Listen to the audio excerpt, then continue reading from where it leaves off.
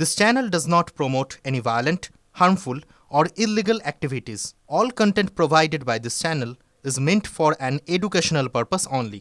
Top quality और consistent performance के लिए सिर्फ सिल्वर पंप नाम याद रखना। রামনবমী ঘিরে এই মুহূর্তে সাজো সাজো রব দিলীপ ঘোষ রয়েছেন আমাদের সঙ্গে।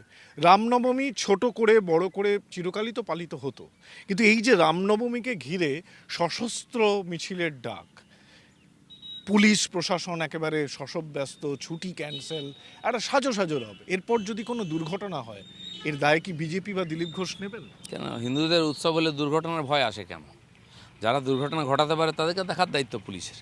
হিন্দুদের সামলাতে হবে না। হিন্দুরা সুশৃঙ্খল, হিন্দুরা চিরদিন উৎসব নিজের মতো করে উদযাপন করে। এত লক্ষ লক্ষ দুর্গা পূজা হয়, কই তো দুর্ঘটনা হয় না। জোর করে হিন্দুদের বদনাম করে টেনশন তৈরি করার চেষ্টা চলছে। এটা এই বদভ্যাসটা টিএমসিকে বা পুলিশকে ছাড়তে হবে। ছেড়ে দিন আমাদের হাতে। হিন্দু সমাজ নিজের উৎসব নিজের মতো করাবে। আপনারা যেখানে গণ্ডগোল ভয় সেখানে যান, কোনো পুলিশের দরকার নেই। আমি বলছি দিলীপ ঘোষ, আমরা দায়িত্ব নিচ্ছি। একটা প্রশ্ন করি যে এই রামনবমীর পরই তো হনুমান জয়ন্তী আছে, তা রামনবমীর এই সশস্ত্র মিছিল কি রামনবমীতেই শেষ হবে নাকি এটা কন্টিনিউ হতে পারে? না দেখুন, রামনবমী থেকে হনুমান জয়ন্তী 7 দিনের উৎসব চলে সারা দেশ জুড়ে। তো সেই জন্য আমরাও বিভিন্ন জায়গায় এর উৎসব করি। আমি নিজেই 10 বছর ধরে এই কাজ করে আছি। তার আগে 5 বছর হিন্দু জাগরণ মঞ্চে এই কাজই করেছি। তো সেই জন্য সুপ্ত হিন্দু সমাজকে জাগাচ্ছি আমরা। রামের নামে জাগছে, হনুমানের নামে জাগছে। তো অনেক জায়গায় হনুমানের পুজো হবে, হনুমানের নামে শোভাযাত্রা হবে। আর হনুমানজির শোভাযাত্রা হবে, সেখানে তার বাঁশি বাজিয়ে কেউ যাবে না, গদা নিয়ে যাবে। সেটাও সশস্ত্র হবে, হওয়া উচিত তো। পুলিশ খালি আমাদের চমকাবে, এই চলবে না ওই চলবে না। আমাদের দেবী দেবতাদের হাতে অস্ত্র আছে, আমাদের হাতে আইলে ওদের সমস্যা কী? আজকে তো হিন্দু সমাজ যে পরিস্থিতির মধ্যে আছে পশ্চিমবাংলায়, সমস্ত বাড়িতে শস্ত্রের প্রয়োজন আছে। কিন্তু এই যে এটা ঘিরে একটা টেনশন তৈরি হচ্ছে না? এটা তো একটা ধর্মীয় উৎসব, মানুষ তার মতো করে পালন করেছেন, করবেন, কিন্তু তাকে ঘিরে রাজনৈতিক চাপানুতোর এই পর্যায়ে। আমি তো বলছি আমাদের কোনো টেনশন নেই, হিন্দু সমাজের কোনো টেনশন নেই। বাধা দিতে এলেই টেনশন হবে। সেই জন্য পুলিশ প্রশাসনের কাজ হচ্ছে কোনো উৎসব অনুষ্ঠানকে সুচারুরূপে যেতে হয় তার সহযোগিতা করা। তারা বাধা দিতে আসছে, হয়তো চমকাচ্ছে আমাদের যারা ওখানে আয়োজন করছে তাদেরকে পুলিশ তুলে নিয়ে যাবে এই করবো। আর যদি তাই করেন, আপনারা বাধা দেন তাহলে কিন্তু রামনবমীর শোভাযাত্রা শেষ হবে না। সেটা মাঝখানে চলতে থাকবে, এর প্রতিবাদে আবার, তার প্রতিবাদে আবার, এটা চলবে। আজ ভাববেন না হিন্দুরা দুর্বল নিঃসহায়। হিন্দু জেগেছে, হিন্দুর পেছনে আমরা আছি। এটা চালিয়ে যাব, ইলেকশন অবধি চালাবো, আমি বলে দিচ্ছি, যদি ওরা বাড়াবাড়ি করে।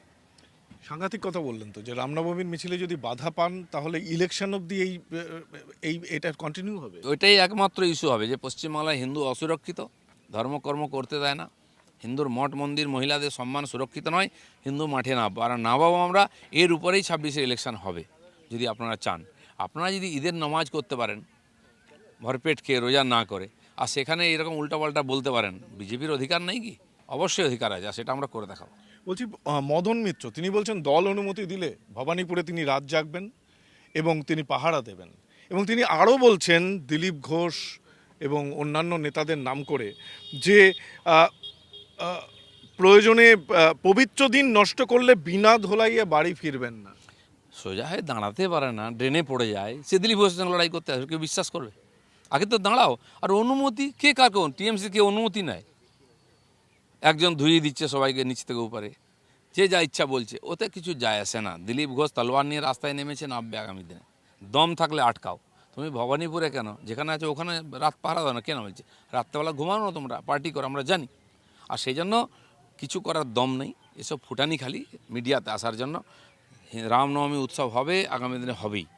আর কে কাকে ঘর ঢোকাবে বার করবে সেটা আমরা দেখবো। রাজীব বন্দ্যোপাধ্যায় বলছেন যে ঘরে বসে রামের পুজো করতে, রামনবমীর মিছিলে সামিল না। ওনাকে তো টিএমসি বাড়িতে বসিয়েই দিয়েছে। উনি কি আছেন কোথাও? মার্কেটে দেখা যায় না। রাজনীতি করুন রাজনীতির মতো, ওইসব বলে স্টেটমেন্ট করে আর মাইলেজ নেবেন না। না, একটা কথা হচ্ছে শুভেন্দু অধিকারীর একটা কথা নিয়ে আপনার আমি একটু বক্তব্য নিতে চাই। শুভেন্দু অধিকারী বলছেন যে হিন্দু অঞ্চলে তৃণমূলকে নিষিদ্ধ করুন।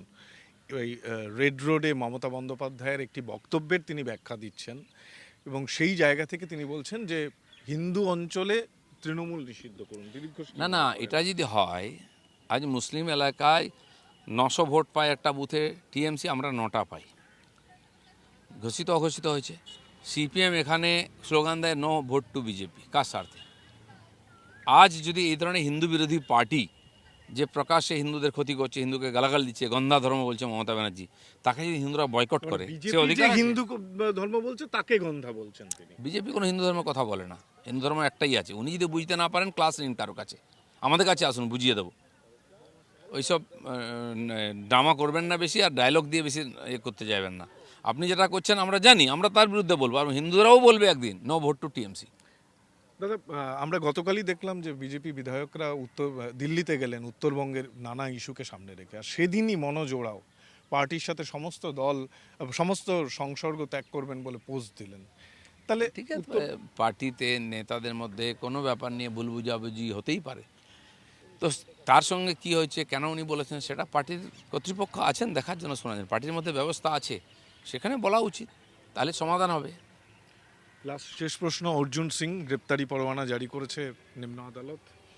গ্রেপ্তারি পরোয়ানা প্রথম নয়, কেসও প্রথম নয়। অর্জুন সিংকে খতম করার জন্য পুলিশ একদম সুপারি নিয়ে বসে আছে, তার বিরুদ্ধেও লড়াই করে অর্জুন সিংও লড়ছে, আমরাও লড়ছি। আগামী দিনে হবে কোর্টের লড়াই কোর্টে হবে, মাঠের লড়াই মাঠে হবে। রামনবমীর দিন দিলীপ ঘোষ কোথায় থাকছেন? আমি আমার মেদিনীপুর এলাকায় থাকবো, 2 দিন ধরে ওখানে করবো কার্যক্রম। 2 দিন ধরে? বাকি 13 তারিখ অবধি সারা পশ্চিমবাংলায় যাব। 13 তারিখ অবধি পশ্চিমবাংলা কি কি কি ইস্যুকে সামনে? ব্যাস এই রামনবমী আর হনুমান জয়ন্তীর অনুষ্ঠান বিভিন্ন জায়গায় হবে।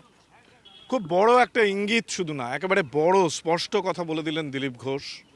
রামনবমীর মিছিল হবে, সশস্ত্র হবে, কোথাও বাধা পেলে তা হনুমান জয়ন্তী পর্যন্ত টেনে নেবেন তারা, এবং কোথাও যদি বড় আকারে গোলমাল হয়, এই রামনবমীর মিছিলকে হাতিয়ার করেই আগামী নির্বাচন পর্যন্ত লড়বেন। খুব স্পষ্ট কথা এবং গুরুত্বপূর্ণ কথা বললেন দিলীপ ঘোষ। আসলে কোথাও তৃণমূল কংগ্রেস এই কথাটাই বলছিল যে রামনবমীর মিছিলকে হাতিয়ার করে আসলে বিজেপি হিন্দু ভোট ব্যাংককে আরও সংগঠিত করতে চাইছে, এবং কোথাও বাধা পেলে 2026-এর বিধানসভা নির্বাচন পর্যন্ত এই রামনবমীর মিছিল হবে, বা রামনবমীর মিছিলের এই ইস্যুকে টেনে নিয়ে যাবে রাজ্য বিজেপি। খুব বড় কথা বললেন দিলীপ ঘোষ। ক্যামেরায় গৌরবের সঙ্গে সৌরভ গুহ, TV9 বাংলা, কলকাতা।